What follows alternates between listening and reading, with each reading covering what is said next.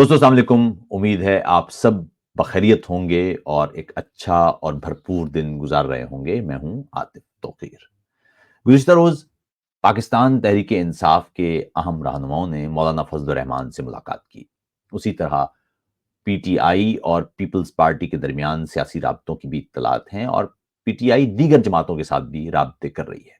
तो एक बात मैं आपको यहां बड़ी वाज़े अंदाज से कर दूं कि मेरा जाती तौर पर पीटीआई से जो इख्तलाफ था वो ये था कि वो सियासी मुकालमत से गुरेज करती है और मुल्क को यक जमाती जमहूरिया बनाना चाहती है या यक जमाती आमरीत बनाना चाहती है, जो कि कोई भी जमहूरियत पसंद इसकी इजाजत नहीं देता। लेकिन इस वक्त चूंकि पीटीआई सियासी जमातों के साथ मुकालमत कर रही है, तो मैं आपको सच बताऊं कि मेरा इसके अलावा पीटीआई से ना कभी कोई इख्तलाफ था ना है। जिस तरह दीगर जमातें हैं, ये जमात भी है, इसके इकदाम को और अब तारीफ या तनकीद के जरिए देखा जाएगा। लेकिन सियासी मुकालमत जो अब तक नहीं कर रही थी पीटीआई, वो अब कर रही है। इसका मतलब है कि अब इस पर आप फाशिस्ट जमात का लेबल नहीं लगा पाएंगे और कम से कम मेरा अब इस जमात के साथ कोई इख्तिलाफ नहीं बनता। दूसरी बात यह, मैंने आपको पहले भी बताया था और 2 रोज पहले जब आपको मैंने एक इसी वीलॉग में मैंने आपसे कहा था कि पीटीआई, किसी शख्स ने मुझसे पूछा कि पीटीआई का मुस्तकबिल क्या है, तो मैंने कहा था पीटीआई की कहानी खत्म, क्योंकि अब आपको जो पीटीआई नजर आएगी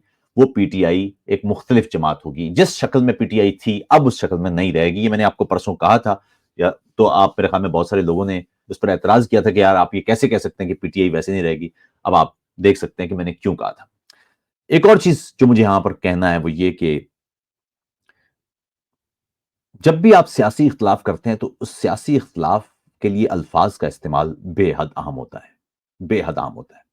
इससे पहले कि मैं कोई भी बात करूं, मैं एक बात बड़ी वाज़ेह अंदाज से कह दूं कि मुझे इंतहाई खुशी है कि पाकिस्तान में पीटीआई एक सियासी मुकालमत का हिस्सा बन रही है। बहुत सारे लोग हैं ना जो चौके दे रहे हैं कि गलत है तो यूं है तो वो कल तो डीजल का, ये बहुत ही फजूल बात है। सियासी मुकालमा होता है, मुखालिफ जमातों के दरमियान भी सियासी मुकालमा होता है। सिर्फ मैं आज जो बात कर रहा हूं ये स्क्रूटनी के लिए है, ताकि आइंदा आप जब कोई अल्फाज का इस्तेमाल करें तो ख्याल रखें। बात यह है कि मौलाना फजल रहमान ने इमरान खान को यहूदी एजेंट और गैर मुल्की एजेंट और पाकिस्तान के खिलाफ साजिश जैसे इंतहाई अलकाबात से नवाजा हुआ है, और इमरान खान ने फजल रहमान को मगनातीस और डीजल और करप्ट और जाने कौन कौन से इंतहाई बुरे अल्फाज से नवाजा हुआ है। लेकिन गुफ्तगू आज हो रही है। इसी तरह नून लीग ने माजी में जरदारी का पेट फाड़ के और अब जो करप्शन है उसके इल्जामात लगा के अपनी सियासत की है। लेकिन बाद में हमने देखा कि ये जमातें साथ न सिर्फ बैठी हैं बल्कि मिलकर हुकूमत भी की है। उसी तरह पीपल्स पार्टी ने नवाज शरीफ के साथ और नून लीग पर शदीद नौयत के इल्जामात आयद किए हैं, लेकिन बाद में साथ बैठे हैं। पीपल्स पार्टी और एमक्यूएम एक दूसरे पर शदीद नौयत के इल्जामात आयद करती रही हैं, लेकिन साथ बैठी हैं। एक सवाल जरूर पूछना चाहिए खुद से कि अगर आपने बाद में टेबल पर बैठना है तो माशरे में नफरत अंगेजी की जरूरत क्या है। याद रखिए कि दुनिया भर में जब सियासी मुहिम चलती है तो उस पर एक दूसरे पर फप्तियां कसी जाती हैं। मैं अगर आपसे इख्तलाफ करता हूं तो मैं आप पर फप्ती कस सकता हूं, कोई बात नहीं, होता है, इंसान इमोशन में, जज्बात में आके कई बातें कह देता है। लेकिन एक बात तो ख्याल रखना चाहिए ना कि सियासी इख्तलाफ करते हुए ऐसे अल्फाज कम से कम इस्तेमाल ना किए जाएं कि जब आप दोबारा बैठें तो आपको शर्मिंदगी हो। मिसाल के तौर पर मैं आपको इंतहाई वाहियात लफ्ज कहूं या आप मुझे कहें, तो कल जब हम बैठेंगे तो हमारे बीच में एक तीसरी चीज भी होगी और वो होगी शर्मिंदगी। उसूली तौर पर दो जमातें हों या दो अफराद हों, उनको उस शर्मिंदगी से जरूर बचना चाहिए। कहते हैं कि जब आप किसी शख्स से दोस्ती करें तो ऐसी दोस्ती ना करें कि बाद में दुश्मनी ना कर सकें, और जब दुश्मनी करें तो ऐसी दुश्मनी ना करें कि बाद में दोस्ती ना कर सकें। आज बहुत सारे लोग, आप मैंने देखा कि वो मीम्स बना रहे हैं, हम तो जरा मीम्स के दौर में जिंदा है, तो जाने क्या क्या, वो तो खैर सोशल मीडिया पर आपको पता ही है कि व्यूज के लिए और लाइक्स के लिए लोग करते हैं। लेकिन बुनियादी बात वही है कि माशरे को इन लोगों ने, इन रहनुमाओं ने, देखिए ना कितनी अजीब बात है कि इस वक्त माशरा पूरा मुनकसम है, तकसीम शुदा है। माशरे में दो कुतुब बन चुके हैं, एक दूसरे को सुनना देखना नहीं चाहते, लेकिन रहनुमा तो मुत्तहिद हैं। तो अगर रहनुमा मुत्तहिद हैं तो कौम मुत्तहिद क्यों नहीं है, ये है सवाल। यानी आपको नफरत सिखा के वो जब खुद बात कर सकते हैं तो आपको बात करना क्यों नहीं सिखाया।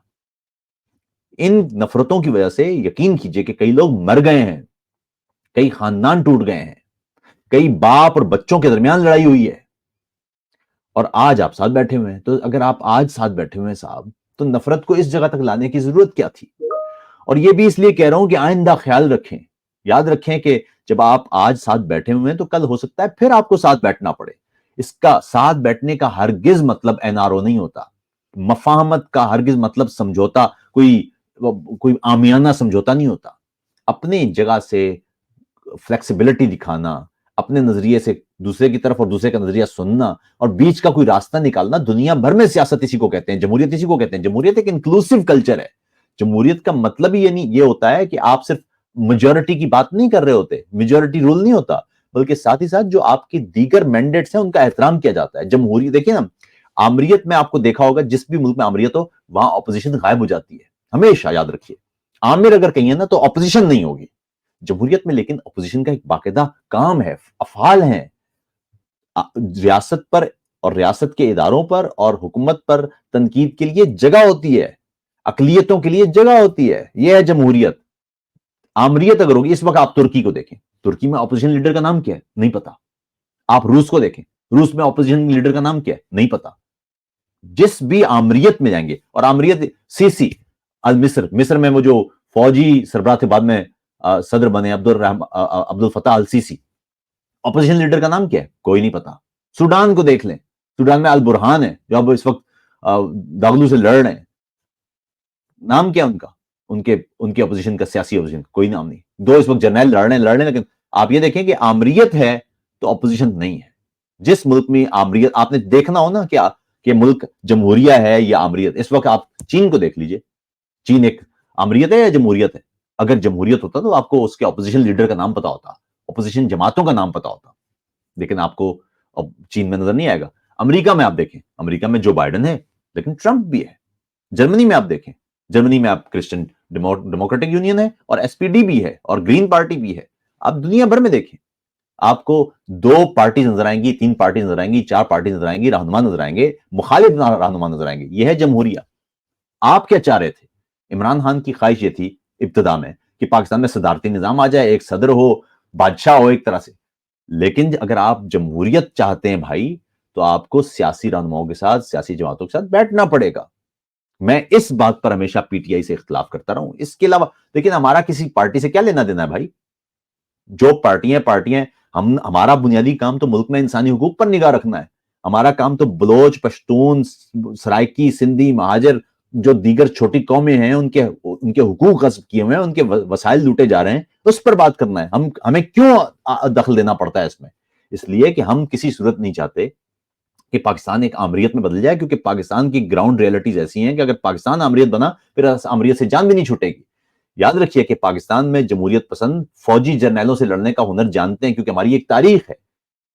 لیکن اگر پاکستان میں کوئی سیولین آمریت آ گئی, اس سے پھر آپ کی جان نہیں چھوٹ پائے گی.